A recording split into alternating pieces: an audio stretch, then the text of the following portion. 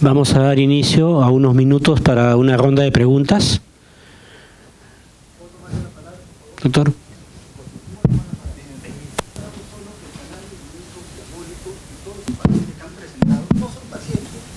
Son gente de hogares destruidos, por lo cual... ¿Puede identificarse, señor? Soy Carlos Boto, he trabajado en el Hospital Carrión. Gracias. He tenido 19.000 pacientes, o 19.000 consultas, lo cual son muchos pacientes, y vengo usándolo desde hace 1 año y medio. La charla era el uso y la perspectiva, y se ha hablado solo del uso como una droga, y esos pacientes no son pacientes, por eso no han sido hechos por los médicos. Son niños que están en hogares destruidos y son los que consumen, que para eso está Cedro, pero para la parte médica es otra. Y yo como médico he hecho mucho trabajo y he hecho un poco de investigación, y mi frustración era ver todos estos pacientes que venían al hospital, que eran muy pobres, los cuales usaban Keppra, yo les daba Keppra, Valpaquina, en los cuales trataba de revertir algunas convulsiones, y como dice la literatura, un 30% de estos refractarios no retrocedían. Y hubo un médico español que vino, con el cual me consiguió un poco de aceites, y en noviembre de hace 2 años, del 2016, en 2 semanas conseguí 8 pacientes, ese fue el primer inicio, que eran chiquitos, que tenían de 5 a 25 convulsiones diarias, espástico, con parálisis cerebral severa, todos de 3 años por secuelas de asfixia, meningitis, hipolisemia severas. Todos en común tenían convulsiones refractarias y le dimos 2 gotas de aceite, y 2 semanas después la sorpresa fue, porque son tantos los pacientes que rápido se consiguen, que a las 2 semanas esos pacientes solo tuvieron de 5 a 7 convulsiones en 2 semanas, de lo que tenían 5 a 25 diarias.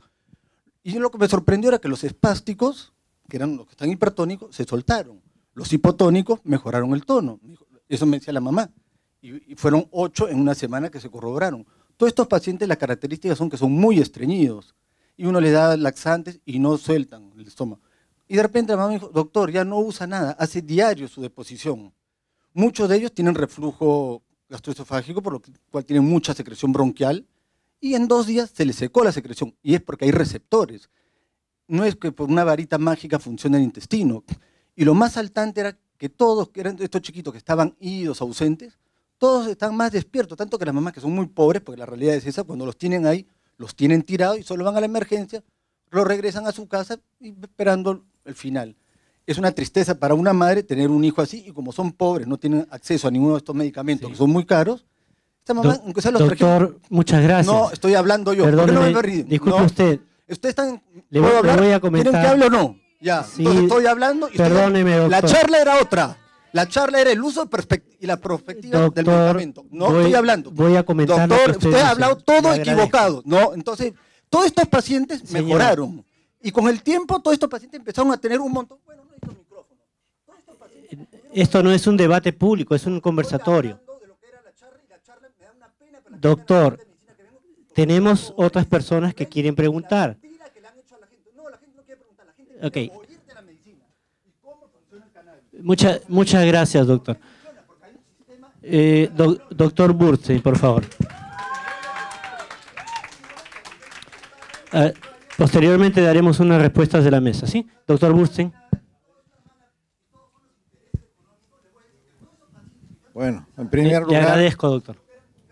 Ya, doctor, ya basta. Basta, doctor, basta. Ok.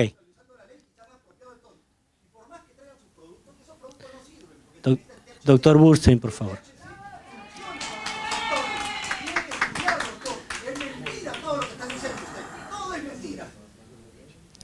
Bueno, por favor, doctor Burstein.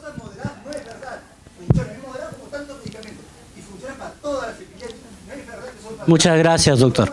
Por favor, doctor Burstein. De drogadictos y meter eso en el ámbito médico. Esto es para perspectiva médica, no para los intereses del Cedro y todas las otras organizaciones. Y por más que se opongan, la gente va a salir adelante. Y va a imponerse y no los intereses extranjeros que ponen sus productos acá. Y el Perú puede doctor Burstein, por favor. Una onza de oro. Un gran productor con todas las tierras que tienen los niveles que tienen para producir. Doctor Burstein. Bueno, en primer lugar, para felicitar al doctor Alfonso Zabaleta y a los panelistas. Doctor, ¿qué? Doctor, deje hablar a los otros doctores, por favor. Señor. Por favor. Señor. Ha confundido el escenario, doctor. Ha confundido usted el debate. Hay un sistema endocannabinoide, el cuerpo así como hay un sistema inmunológico, hay un sistema endocannabinoide, córtico, cerebelo, Doctor. y hay otro que actúa a nivel pituitario, hipotálamo y suprarrenal. Por eso actúa, por eso existe. ¿Por qué 10.000 años de uso de la por los griegos no tenemos que estar apagados? Si la humanidad lo usa tanto, es como la hoja de coca, una cosa es la hoja de coca y otra cosa es la hoja. Ahí, ¿no hay que dejarlo? Muy bien, pues. Bueno, Gracias. entonces, en primer lugar, para felicitar al doctor Alfonso Zabaleta, a los panelistas y a la academia por traer este aspecto que es importante para la salud pública en general, y desde el punto de vista médico hay que hablarlo con serenidad. No se trata de exaltarse aquí porque no es un ámbito. Entre los médicos tenemos que tener un comportamiento de otra naturaleza. Si no entramos en una situación no solamente conflictiva, sino antiética. Se debe respetar a las personas. Y el respeto está en la conducta que se sigue en los actos públicos o personales de la relación interpersonal que sea positiva.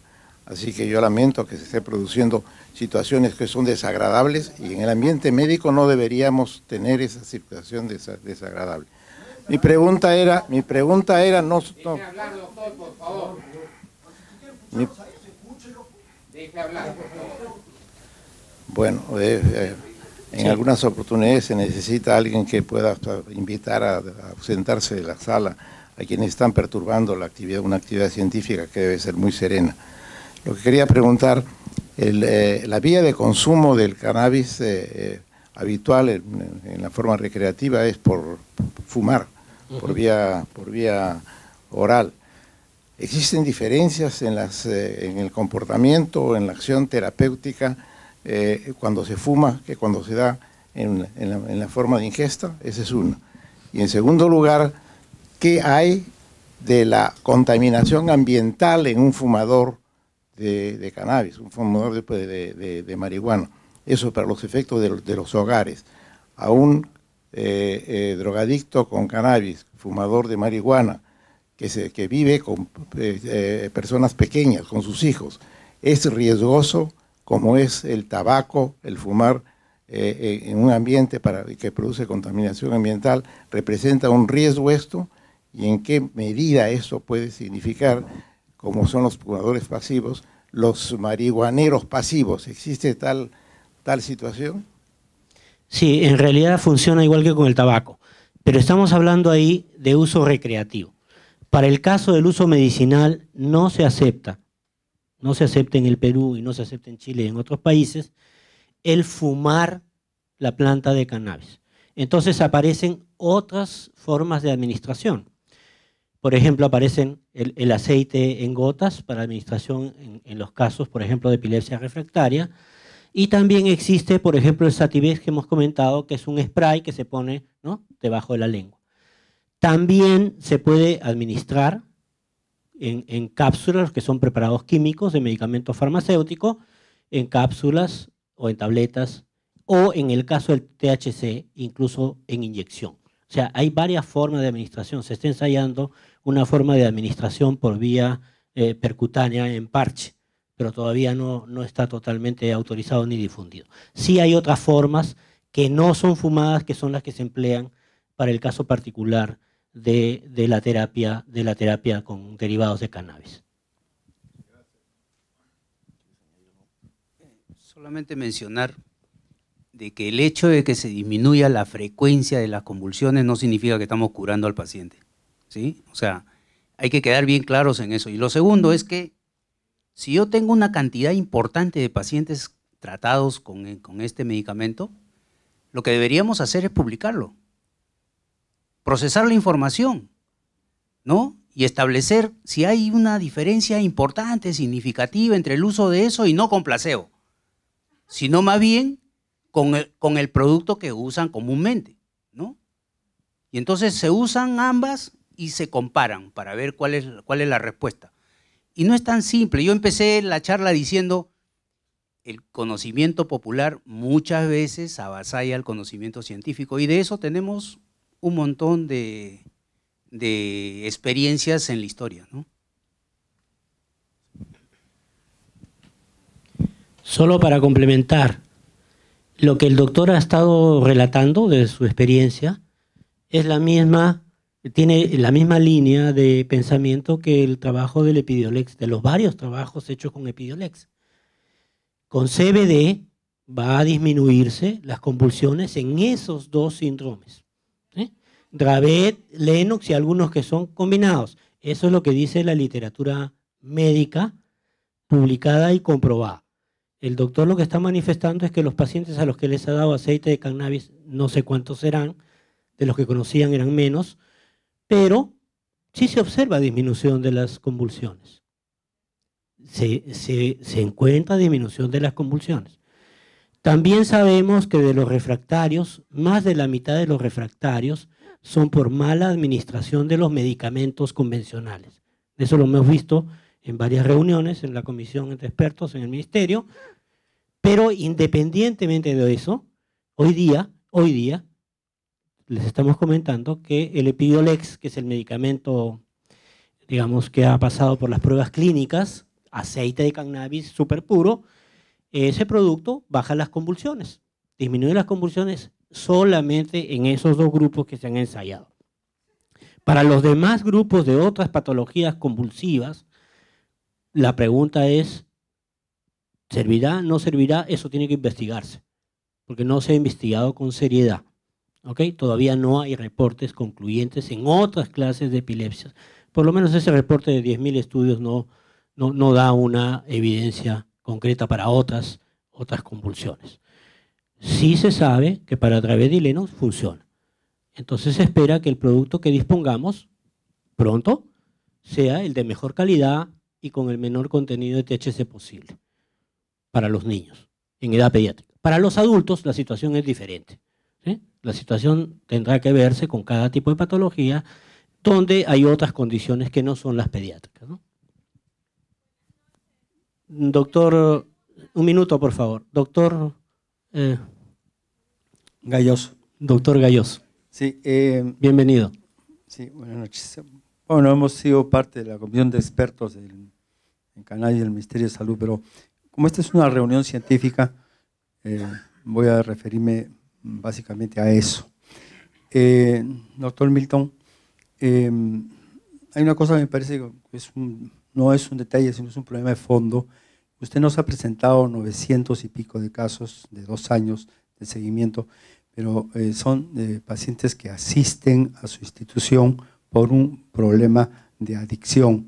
Entonces, eso no es lo que se esperaba de la exposición, porque estamos hablando casualmente de pacientes que están volviéndose adictos, ¿no? Entonces, primera pregunta. De estos 900 y pico pacientes, son 900 que les han hecho estudios en profundidad para investigar adicción, ¿no? Los han seguido en el tiempo. ¿Cuánto tiempo los han seguido? ¿No? ¿Dónde están las tablas que muestren eso? ¿No? Porque si no aparece como básicamente como un volante, no consuman cannabis, ¿no es cierto? Y no se trata de eso, se trata de probar científicamente, ¿no?, que hay un grupo de 900 y pico de pacientes que han sido evaluados, investigados, en los cuales se ha llegado a la conclusión, ¿no?, de que el cannabis produce dependencia, ¿de acuerdo? Psicológica, porque de la otra, la física, no se ha dicho nada. Entonces, yo veo eso, ahí sí, permítame hacer una crítica, ¿no?, a la validez de lo que nos ha presentado. 2. Se trata entonces, ¿no?, de informar, porque estamos en un periodo, y acá estamos en la academia, ¿no?, para informar con precisión, ¿no? Entonces, yo pienso que eso hay que revisarlo, ¿no?, y en otro momento, cuando nos convoquen, ¿no?, nos presenten cosas sólidas. Gracias. A ver, para precisar, yo he presentado el resumen de un informe de pacientes o consultantes que acuden voluntariamente al servicio del lugar de escucha de Cedro buscando apoyo, ayuda. De esa población, de hecho, no todos son adictos. este es un grupo, un colectivo de chicos jóvenes que han sido derivados de colegios, de universidades, etcétera, etcétera, y muchos de ellos van inclusive a propia iniciativa. El informe no era el objetivo profundizar en temas clínicos, sino más bien hacer perfiles, ¿no? Presentar tablas, gráficos. He presentado acá algunas, por razones de tiempo no he presentado todo, ¿ya? Y de hecho la invitación a esta mesa era para compartir, si bien una perspectiva distinta, porque yo he visto la parte más clínica, más de abordaje, he presentado evidencias en cuanto a básicamente a la función cognitiva, y acá los doctores más bien han visto la otra arista, que es la parte del consumo médico. De eso soy consciente. Lo mío es más orientado a la parte clínica, que es donde yo más me movilizo. Yo atiendo a pacientes con problemas de drogas, ¿no? Entonces, esencialmente era eso, presentar un informe y en la segunda parte las evidencias sobre el impacto cognitivo. Básicamente eso, ¿no? Sí.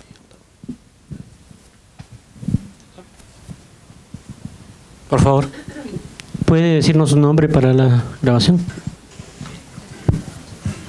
Hola, ¿qué tal? Buenas noches, soy José Ramírez, soy médico. Hay algo que quería aclararle, doctor. El chocolate no es una raza de cannabis, sino que es un derivado que se llama el hachís, ¿sí? Que se le conoce vulgarmente con el nombre de chocolate, ¿no? Y sí, efectivamente, tiene más contenido de cannabinoides, ya que solamente se obtiene de los cristales que están en la inflorescencia del cannabis, ¿no?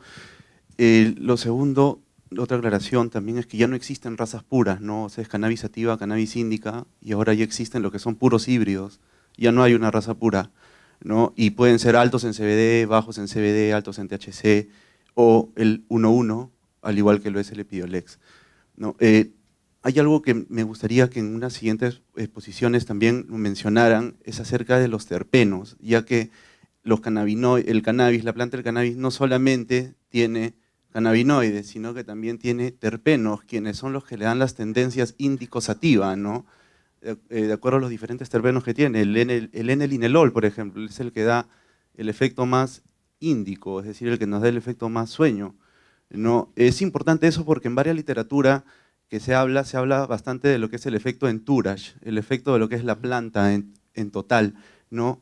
Ya que se necesita tanto THC como CBD. Yo necesito algo de THC para poder activar el CBD, es como un facilitador, ¿no? Entonces tenemos tres comentarios que hay que comentar en respuesta. Sí, y creo que ¿sí? ahí nomás lo voy a dejar para darle la oportunidad a el los demás primero colegas. de sus comentarios, de lo que no hemos investigado nosotros entre los universitarios, gracias por el aporte, porque el aporte de que era hashish no lo hemos recibido en los estudios que hemos hecho, ¿ya? Hemos recibido que es una planta que la compran y que se fuma, se la llevan por delivery a su casa. ¿Ok? Entonces, gracias a su dato tenemos ahora dos fuentes de información diferentes. Muchas gracias por ese dato. Vamos a investigar un poco más ahí. Después comentaba, el segundo comentario era sobre ¿qué? Los terpenos. Bueno, los cannabinoides también son terpenos. Y terpenos hay muchísimos en la naturaleza. ¿Ok? Los terpenos aparecen sobre todo con algunos reportes, bueno, adicionalmente se hace mención en eso justamente por el efecto entourage, ¿ya? Nosotros hemos revisado toda la literatura, inclusive de los primeros autores y los más reconocidos que afirman del entourage. No sé si usted ha leído los reportes, pero en esos reportes hablan de teorías. En ningún caso demuestran, por ejemplo, THC con cualquiera de los otros compuestos para ver que aparece ese efecto entourage. Por ahora es una teoría. Y los artículos que hay, yo he leído varios, incluso los de Russo, es uno de ellos los más famosos, y todos son teorías. Y habla de los terpenos de otras plantas, de los ejemplos en otras plantas, pero de la marihuana y de los terpenos de la marihuana y los cannabinoides no hay ningún documento válido que diga he experimentado esto y se dé el efecto entourage. El efecto entourage es una propuesta, que es una idea, en la cual dicen, oye, para que funcione bien el THC en medicina, entonces tengo que ponerle los otros terpenos. La primera pregunta es ¿cuál? No hay respuesta, porque no hay información. ¿De acuerdo? Por ahora es una teoría interesante, ¿sí? Se ha visto en algunas otras plantas que entre terpenos interactúan entre sí y aumentan ciertas cosas. Pero con cannabis, inclusive el mismo doctor Russo, no tiene evidencia y solo lo plantea como algo que aparece, ¿no? Una corriente ideológica, una idea que todavía está por demostrar, ¿sí? O sea, el efecto entourage está bien, es una cosa que está propuesta, pero hay que esperar las evidencias, y las evidencias científicas todavía no existen, ¿sí? ¿No? Y le puedo pasar los artículos y usted lo puede revisar igual que lo he hecho yo, ¿de acuerdo? ¿Sí? Doctor.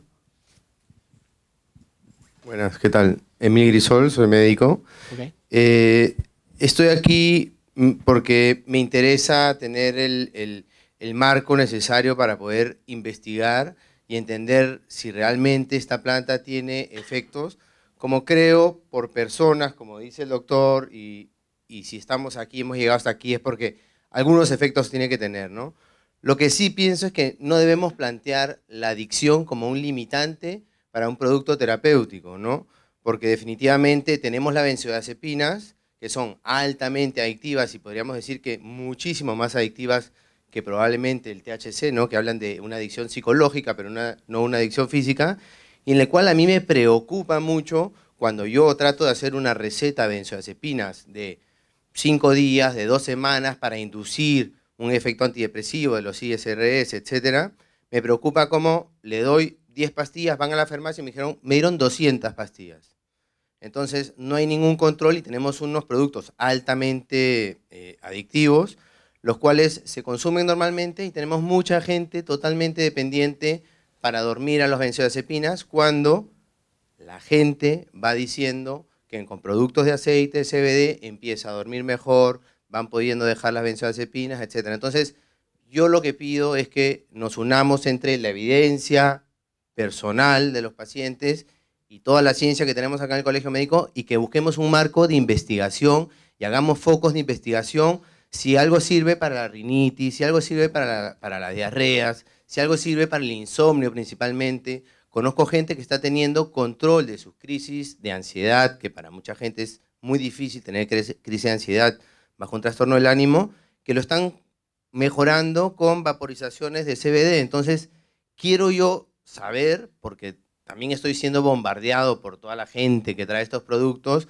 para a través mío llegar, digamos, a recetarlos, etcétera, y yo quiero, digamos, operar o funcionar dentro del marco de la ley, dentro del marco del Colegio Médico, pero realmente tener el marco donde puedo investigar y saber todos, mira, esto creemos que sí funciona porque hemos registrado a 100 personas con crisis de pánico, con crisis de ansiedad, con insomnio, hemos ido dosificando así. Entonces, tratemos de trabajar en ese marco para que aquí en 5 años tengamos lo que buscamos, ¿no? Creo que es lo que todos estamos... Sí, muchas gracias por su aporte.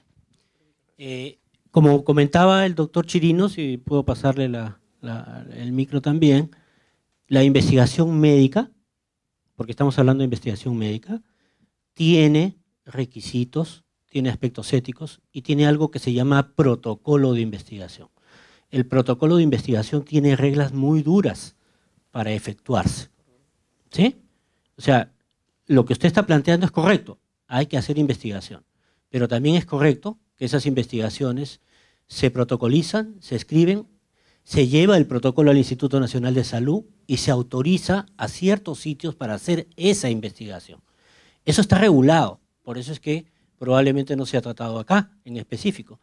Esas reglas están publicadas en la página web del Ministerio de Salud, están publicadas en la página web del INS, los requisitos para hacer investigación médica están ahí, ¿ok? Hay que preparar esos proyectos, esos protocolos, presentarlos, tener la autorización y empezar a hacer lo que usted dice, levantar la información de los pacientes. Y si hay alguien que ya tiene información levantada, como dice el doctor Chirinos, lo que hay que hacer es sistematizarla y darla a conocer.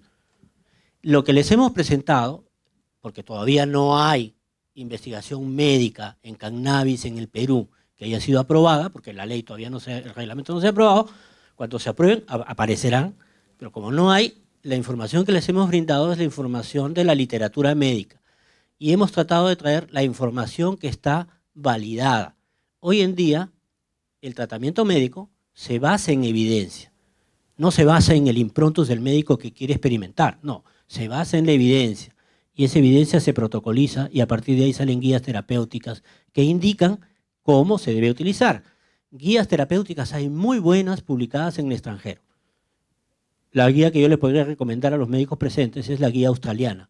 La guía australiana le da tipo por tipo de enfermedad y le da las condiciones y le da las dosis y le da las precauciones y lo demás, que es ya un avance. Guía peruana todavía no hay. Habrá en 1 año o 2 años más una guía peruana. Pero insisto, la investigación tiene que ser una investigación médica, regulada, aprobada y ética, ¿sí? Entonces, con esos requisitos todos hablamos el mismo lenguaje, ¿sí? Entonces, ese es lo único que podríamos decir de la investigación que va a venir. Y yo supongo que eso entrará dentro de la regulación normal del Ministerio de Salud para los estudios.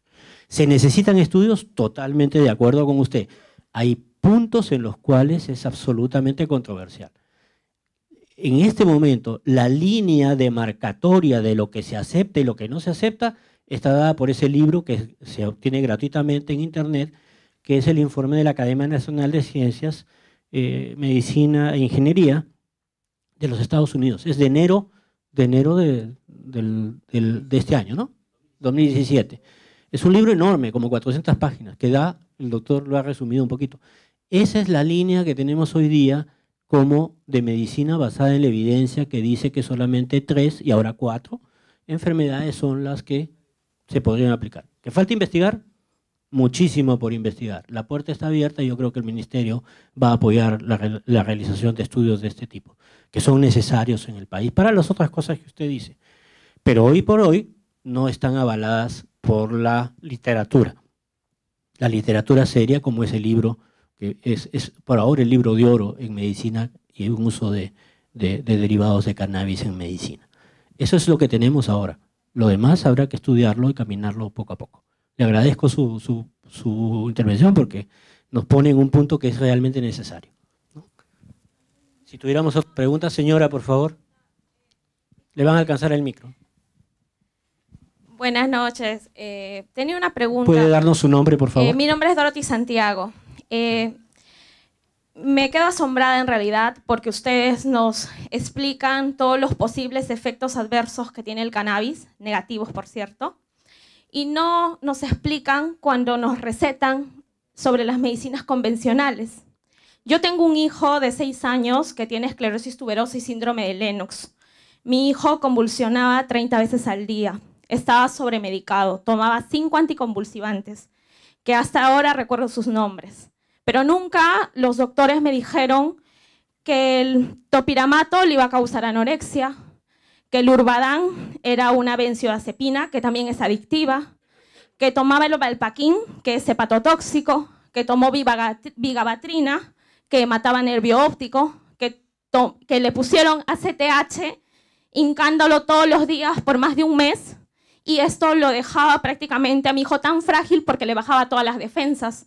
Nunca me comunicaron nada de eso, pero ahora me quedo asombrada porque nos preparan y nos dicen todos los efectos adversos que podría tener el cannabis. En mi caso, mi hijo al día de hoy hace una crisis por día. De las 30 que hacía, no toma ningún fármaco convencional, ha reducido sus crisis, tiene calidad de vida, mi hijo sonríe y hay veces, los escucho a ustedes muchas veces en el lado de la oposición diciendo que nos preparemos porque esto a futuro, pues no sabemos los efectos adversos que traerán en nuestros niños, pero yo me pongo a pensar, yo no sé si mi hijo va a estar conmigo 3 años más. Yo me preocupo. Lamentablemente, las madres de niños con discapacidad y pacientes neurológicos como los tenemos, no podemos pensar más allá. Nosotros vivimos el día de hoy, darle calidad de vida a nuestros hijos el día de hoy. Entonces, me parece que fuera lo más racional que ustedes nos expliquen, que los médicos nos expliquen también de los fármacos convencionales, el daño que le hacen a nuestros pacientes. Gracias.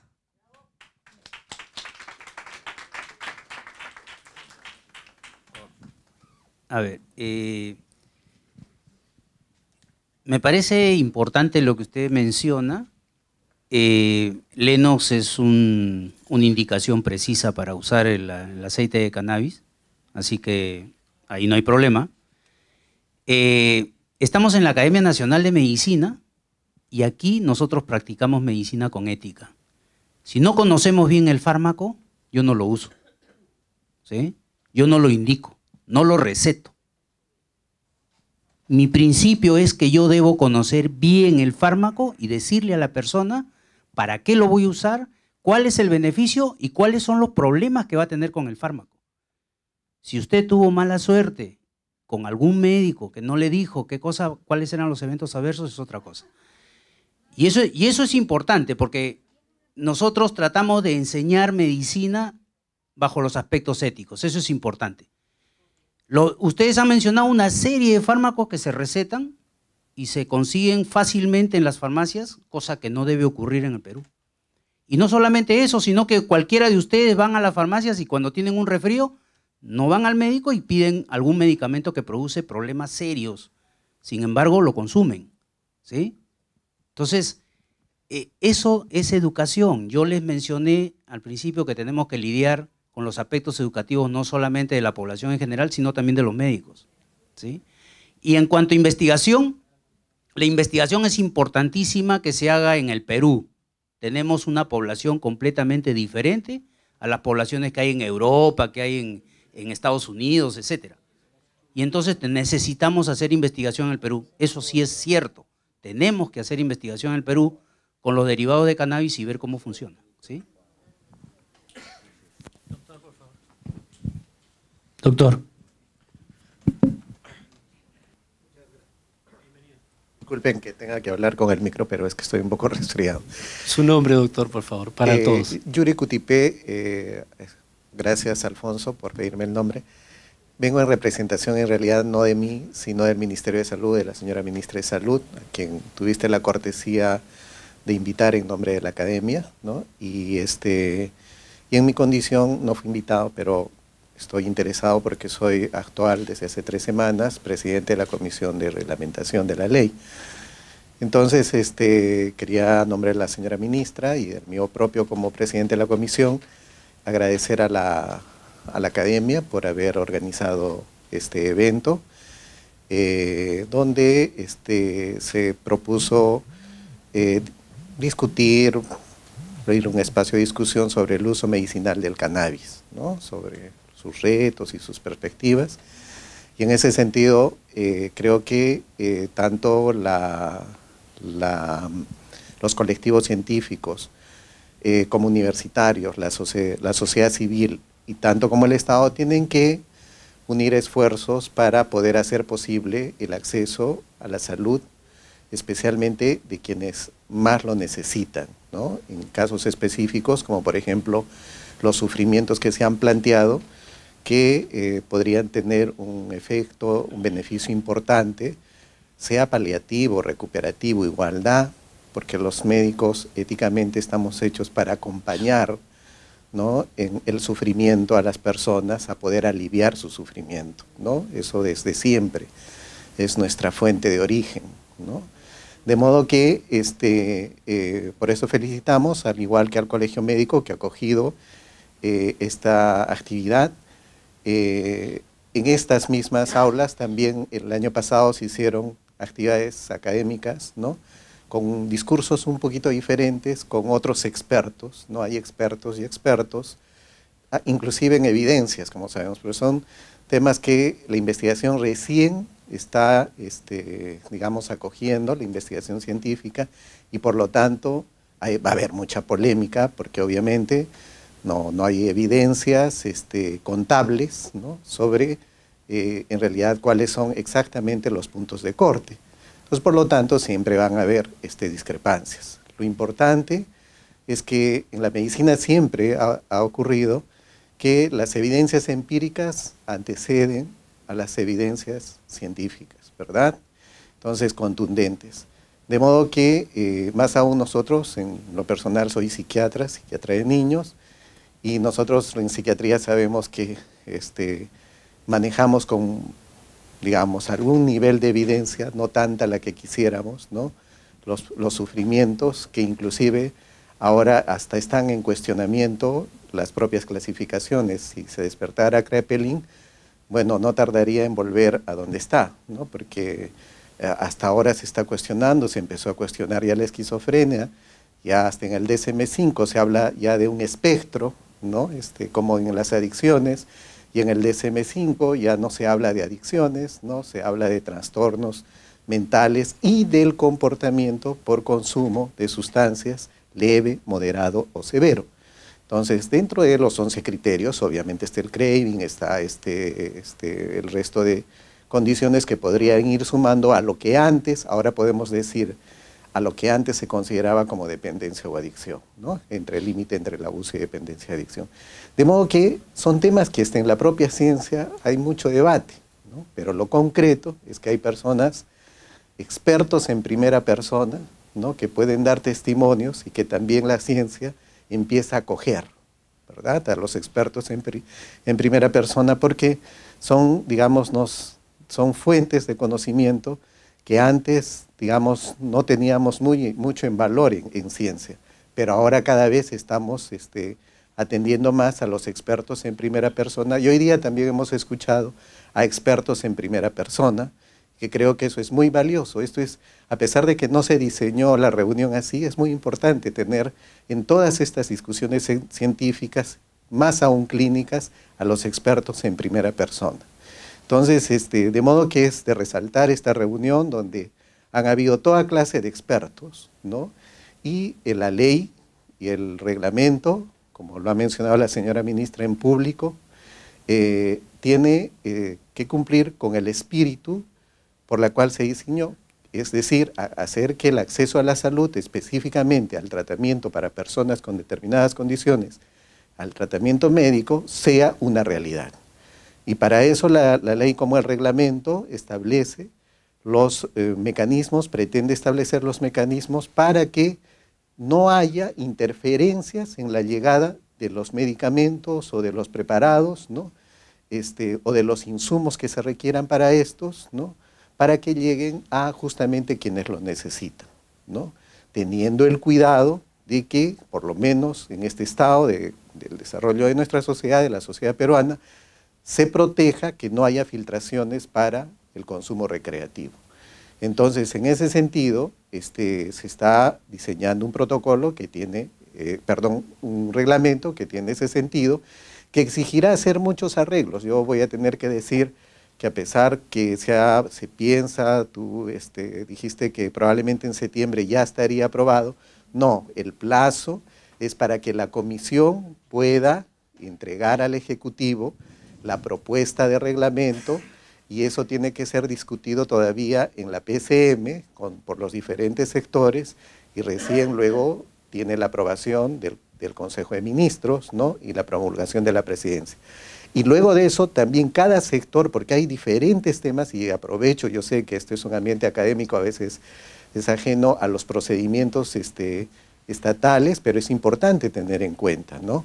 Como explicaba a muchos de los expertos en primera persona que hemos recibido en la propia comisión también, les explicábamos, comprendemos la ansiedad de querer, si yo tuviera un hijo, que le va a bajar ese número de convulsiones, que lo traigan mañana, ¿no? Entonces, pero hay que hacer arreglos desde aduanas, desde los mecanismos de producción nacional, como están estipulados en la ley, con todo lo que corresponde para los controles, y eso toma su tiempo, y esperamos que no pase más allá de fin de año, que podamos hacer todos esos arreglos, ¿no? De modo que no saldrá un reglamento perfecto, esperamos que sea un avance, y que especialmente quienes se sientan más beneficiados sean justamente quienes sufren más, ¿no? Ya será responsabilidad de nosotros los médicos y de nuestros colectivos estar preparados. Para eso somos profesionales.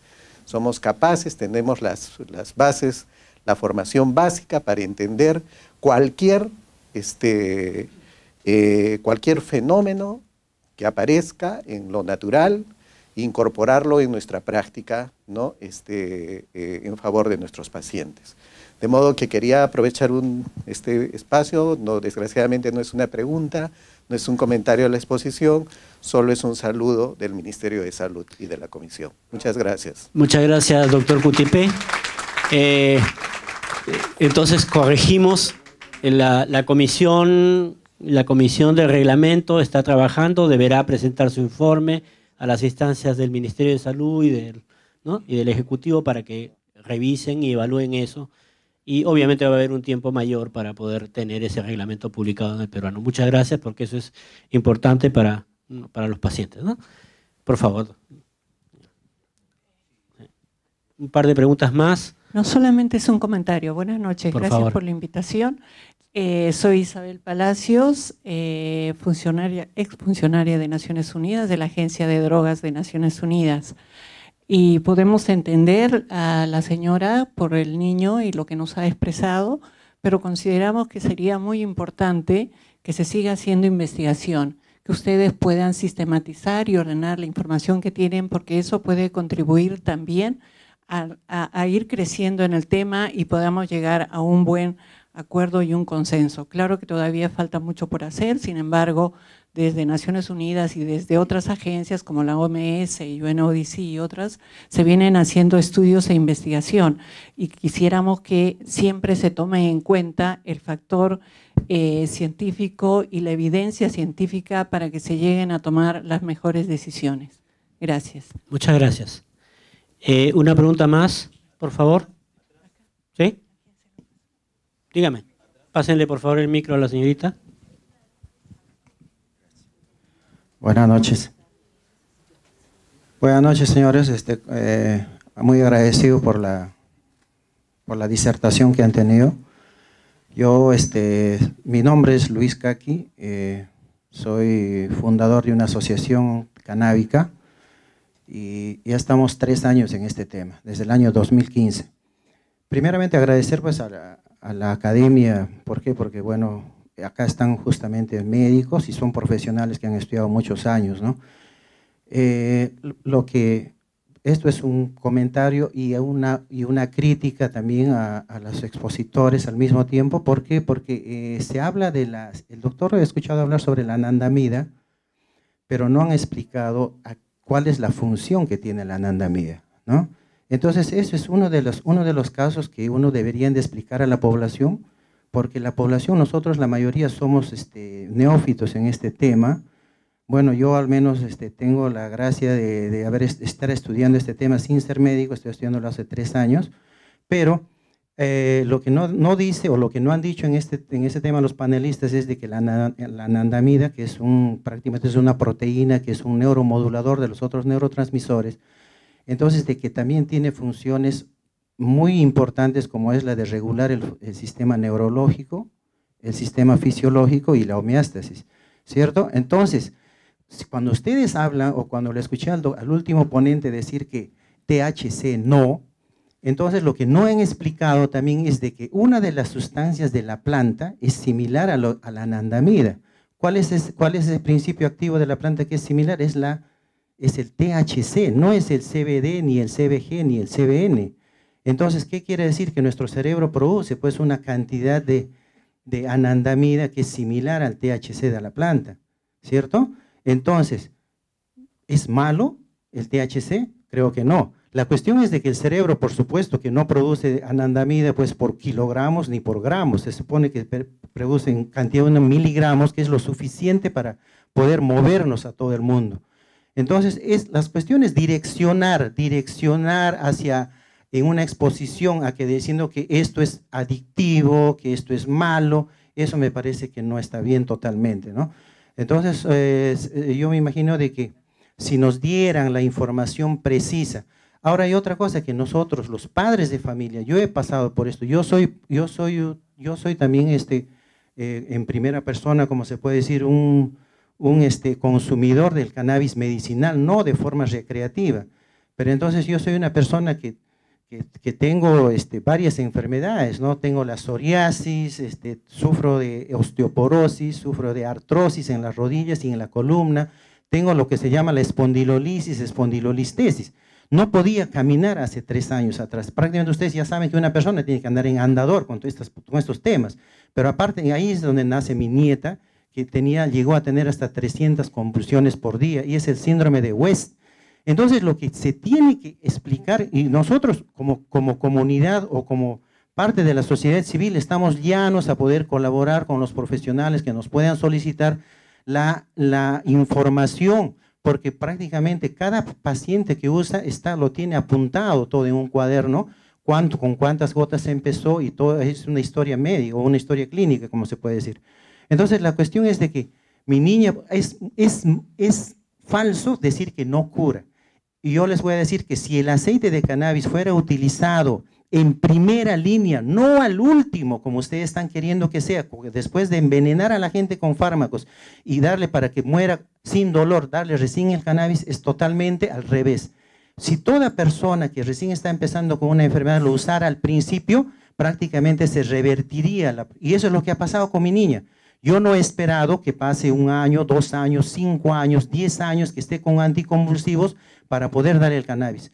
Le he dado a los 7 meses de vida. Ella convulsionaba desde que nació, pero entonces ya estaba usando vigabatrina, Valprax, traje la vigabatrina y las vacunas del ACTH desde Europa. Entonces, no me dijeron a mí tampoco cuáles eran los efectos secundarios. La vigabatrina causa ceguera irreversible, o sea, yo le iba a volver ciega a mi hija. Pero ¿qué pasó? Como fue al inicio, no se volvió refractaria mi niña, prácticamente mi niña sí se curó, señores. Mi niña no tiene ni una sola convulsión desde el 5 de octubre del 2015. No tiene ni una sola convulsión. Y los médicos me dijeron, si sobrevive hasta los 2 años, nunca va a caminar, nunca va a hablar y va a ser retrasada mental. Mi niña es una niña completamente normal, sin convulsiones, cero, su sistema cognitivo al 100%, sus reflejos al 100%. Personas, tenemos pacientes, tenemos de los miembros de la asociación que estaban con cáncer al páncreas, desahuciados totalmente, con sus transaminasas en 400. Señor, ahora están con 75. Muchas gracias y por está su aporte. muy bien. ¿Sí? Muchas gracias. Gracias, señor. Y gracias por haber hecho la mención de que no hemos tratado casi del sistema cannabinoide. ¿Sí? Una sola digresión, la anandamida no es una proteína, es una grasa, es un derivado graso de la membrana. ¿Ok? Y los otros cannabinoides endógenos también son derivados grasos. El THC es un producto que no está en el cuerpo. ¿Sí? Ahora, ¿por qué tenemos receptores, tenemos endocannabinoides, y por qué esos receptores sirven para recibir sustancias que están en una planta y que de repente entran al cuerpo? Esos son misterios de la naturaleza y la evolución. ¿Ok? Como médicos no podemos responder a eso. Sí es cierto que el tiempo ha sido sumamente corto, nos dieron solamente 20 minutos para tratar el tema, y obviamente si hacíamos el sistema de endocannabinoide nos pasábamos 40 minutos y no terminábamos. Gracias por el comentario, es muy bueno. Su caso también, como decía el doctor Cutipé, es un ejemplo más, ¿no?, de un paciente en el cual ha funcionado. Obviamente él está hablando del CBD, ¿sí? En particular. El THC sirve para el dolor. El CBD sirve para las convulsiones, eso es lo que dice la evidencia médica, ¿sí? Muchas gracias. Señor presidente, nos hemos excedido en el tiempo que nos han dado. Muchas gracias a todos, hemos cumplido con la tarea encomendada y continuamos la parte final de la sesión. Perdóneme.